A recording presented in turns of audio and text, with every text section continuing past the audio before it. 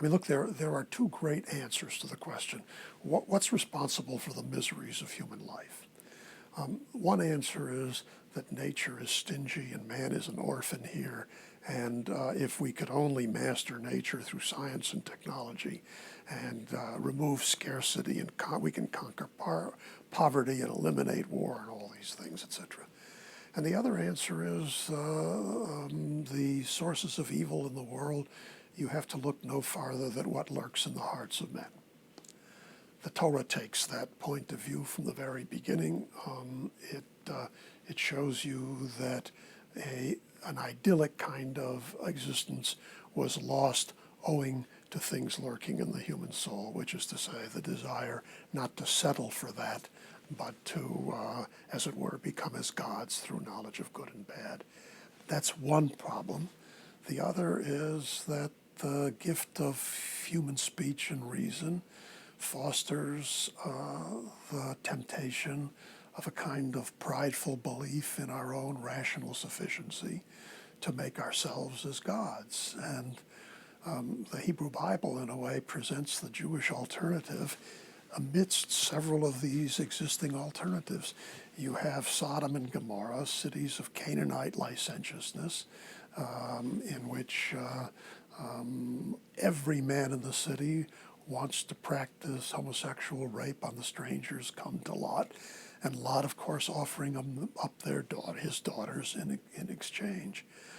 You have Egypt, which is a place that begins to look a lot like modern technological society, with technology, mastery of nature, administration, great fertility in agriculture, and centralized authority and regulation of human affairs.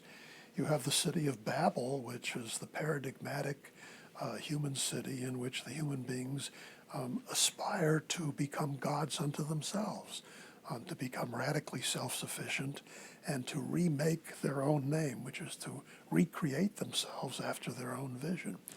These are the human temptations, not just in the ancient world. These are the permanent human temptations.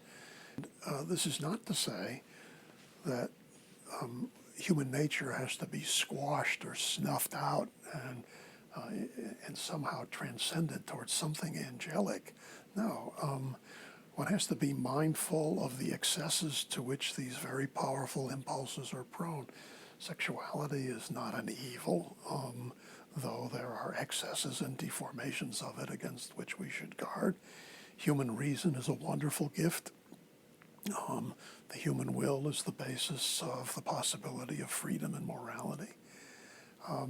But we have to somehow curb the excesses in order to make good the possibility of realizing that potential which is somehow contained in the notion of our being godlike, image of God.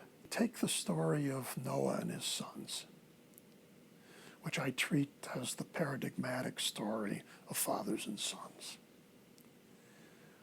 You've got one son, Ham, who simply delights in exposing the self-inflicted shame of his father, and in a way commits a metaphorical act of patricide by blabbing about it and seeing his father as reduced to male source of seed, no authority, no human dignity.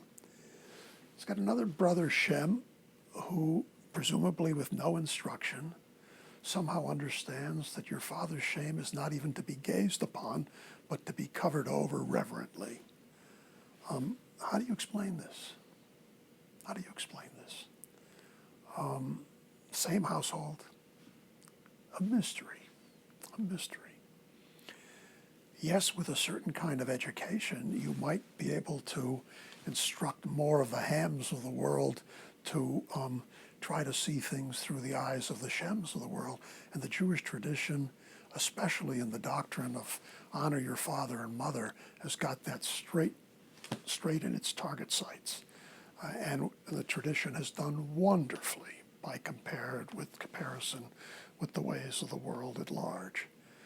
But are you going to be able to prevent the Hams of the world from arising or the Don Giovannis from appearing? Unlikely. The question is whether a culture can maintain its balance by containing the worst excesses of those and lifting up the large middle to a place where what it comes to be customary is treated as second nature.